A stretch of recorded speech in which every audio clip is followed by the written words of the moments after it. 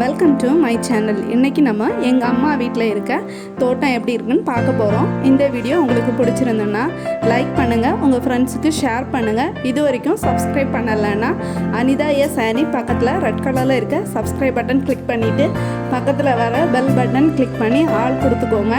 அப்போ தான் நாங்கள் போடுற எல்லா வீடியோவுமே உடனடியாக உங்களுக்கு நோட்டிஃபிகேஷனில் கிடைக்கும்.